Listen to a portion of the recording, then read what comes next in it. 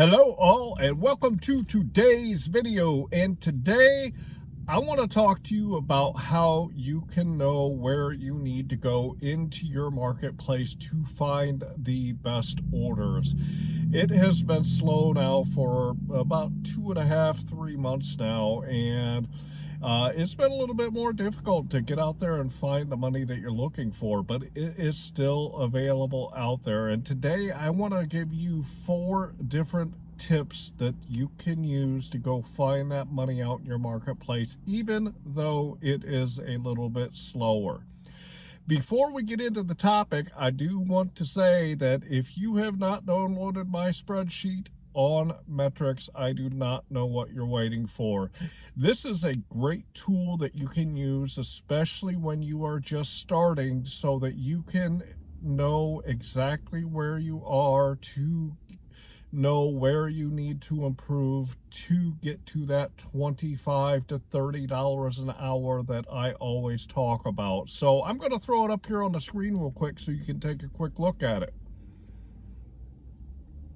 If you look at the left side of it, you'll see I always put my start time and my end time. That gives me the total hours that I'm working in a shift. Then I also put the miles. If you look to the right, then you will see that I also put the dollars, the time worked, and the number of deliveries on each of the apps. Then if you look at the bottom, you'll see that it keeps an average of what your dollars per hour are for all the shifts that you have worked, along what your average per mile is, and then finally the average per delivery. So if you are not sure where you are and you've never kept track of your metrics, this might be a good thing for you to go grab. Also in my description, I put the 3 different apps that are ones that I use on a daily basis, which is the Beans app, the Simply Wise app, and the QuickBooks Self-Employed. I put a link for the video that I did explaining why I use them and the benefits to you, and there's also links in the description for those. Let's get into the 4 different things I want to talk to you about today to get out into your marketplace and find those orders that you are looking for. And the first thing that I want to suggest to you is you have got to know where to go into your marketplace to find the orders that are going to get the money that you want to earn.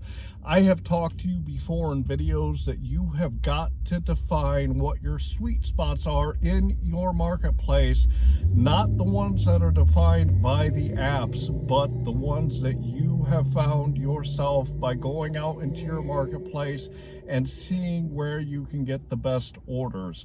The way you do this is you simply go out into your marketplace with each individual app and you find out in your marketplace where you can get the best orders. The hotspots that the apps define are not always going to be the best places for you to go, because as I talk about DoorDash all the time, when they throw a hotspot up on the screen, if you go into that hotspot, you're likely going to find a whole bunch of crappy orders.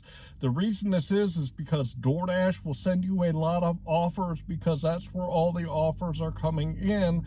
However, that is not necessarily where the highest paying offers are coming in.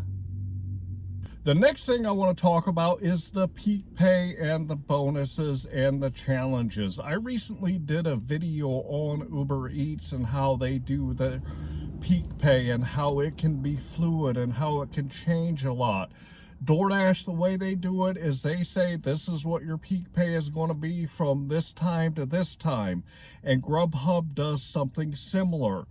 The thing that you have to do is you got to understand what the trends are. You can't go based off of just one day of watching these apps and seeing what they do. You've got to know what they do every single day of the week. You've got to know what they do during the different times of the year. And you have to really analyze what they do in your marketplace so you know what days and what times to go out and where to go to get the best peak pay in your marketplace. It might be a Friday night and you might have to go downtown to get the best peak pay and bonuses. It might be a Saturday morning. It might be a Sunday morning. It might be during the week, during lunch. You have got to analyze the peak pay and the bonuses that come into your marketplace on a regular basis. With Uber Eats, I'll give you an example. They never really offered any kind of peak pay up until recently, and prior to that, it was just a surge bonus that they offered. So when Uber decided to start offering peak pay in my marketplace, you better believe that I was in that marketplace and analyzing where that peak pay is, and I'm still analyzing it so I can see where the trends are and how the Uber Eats peak pay works in my marketplace, and you've got to do the same thing. The next thing I want to talk about is on the apps, you have got to know a couple of things. Number one, you have got to know the distance that you are traveling, because in some marketplaces like mine, I can travel long distance and still make really good money, especially if it is going into another hot zone, another sweet spot that I've defined. I am okay with taking long distance orders. Other marketplaces, it might be best if you take shorter distance orders. And on top of that, you've got to look and see where the best spots are in the marketplace to find batched orders, because if you can take more than one order at a time, although it might take you a little bit more time for that overall delivery, the fact that you're going to pick up a couple of orders from one restaurant, or you're picking up orders from restaurants that are right next to each other, that actually will increase your income overall, because you're not driving to drop off an order then having to drive back to a restaurant when you can get those batched orders. So you really got to look at the distance, and you've also got to look at the batched orders so that you know where to go in your marketplace to find them. The last thing I want to talk to you about, number 4, is the fact that you have got to provide good customer service. If you provide good customer service, and I've done a few videos on customer service in my education playlist, but if you provide better customer service, you will make more money. So make sure that you're always putting food into the hot bag. You're communicating with your customers. You're going from point A to point B. Those types of things to help you increase your income, so that if you get orders and you do good customer service, you have a higher likelihood of getting more pay from your customers. So to recap what I talked about today, I talked about 4 different things. Number 1, you have got to know the right place in your market to go to find the money that you're looking for. You also need to really pay attention to the peak pay and bonuses in your marketplace and see where those trends are. The third thing I talked about was you have got to know if you can drive long distances or if shorter distances work in your marketplace. And also, kind of combined with that, is where you can get those batch orders so that you can earn the money that you want to earn. Finally, the last thing that I talked about was customer service is imperative.